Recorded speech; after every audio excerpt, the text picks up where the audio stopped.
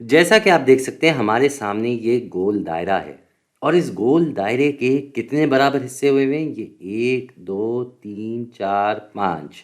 इसके 5 बराबर हिस्से हो गए हैं।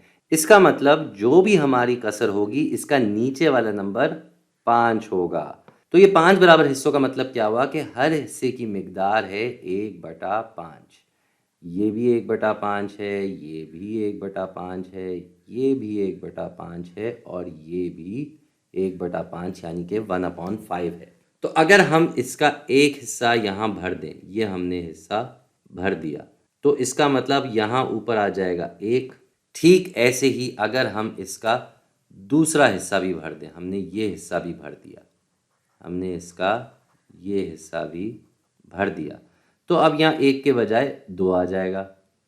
और ठीक ऐसे ही अगर हम इसका ये तीसरा हिस्सा भी भर दें, ये अब हमने इसके 3 हिस्से भर दिए, तो इस हिसाब से यहाँ अब 3 आ जाएगा, 3/5 यानी कि 3/5।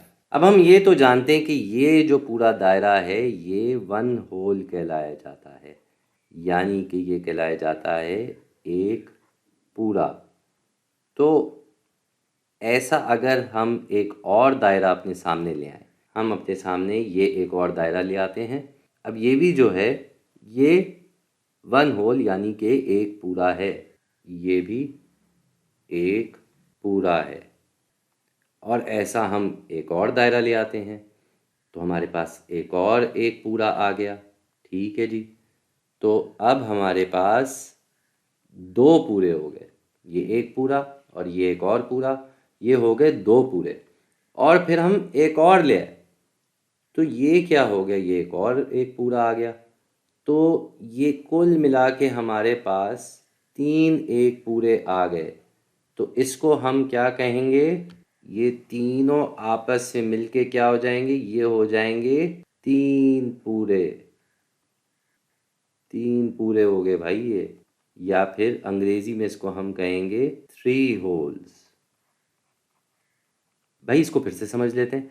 तो ये हमारे सामने पूरा दायरा है, इसके हमने कोई हिस्से नहीं किए, इसका मतलब कि ये पूरा का पूरा क्या है, 1/1।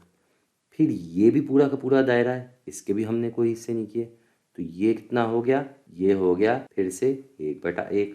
और यहाँ पे भी वही चीज़ हो रही है, 1/1 आ रहा है। अब अगर हम ये कसर की ज़बान में इन 3 पूरों को देखें तो 3 पूरों के हिसाब से हमारी कसर क्या हो जाएगी, हमारी कसर हो जाएगी 3/1। जी, तो जब भी हम एक पूरे की हुदूद से बाहर जाते हैं तो हमारी कसर में ऊपर वाला नंबर नीचे वाले नंबर से बड़ा हो जाता है।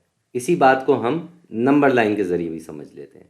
भाई ये हमारा एक दायरा था और इसके हमने 5 हिस्से किए हुए थे। तब तक तो हम ये 0 और 1 की हुदूद में रहते और यहाँ 5 हिस्से किए जाते। लेकिन यहाँ पे क्या हो रहा है, ऐसे 3 दायरे हैं। तो पहला दायरा जो है वो यहाँ से यहाँ तक है, दूसरा दायरा यहाँ से यहाँ तक और तीसरा दायरा यहाँ से यहाँ तक। तो अगर आपने इन तीनों को एक साथ जमा कर लिया तो फिर ये 3 पूरे हो जाएंगे। ये ऊपर वाली जो कसर लिखी है ऐसे हो जाएगा।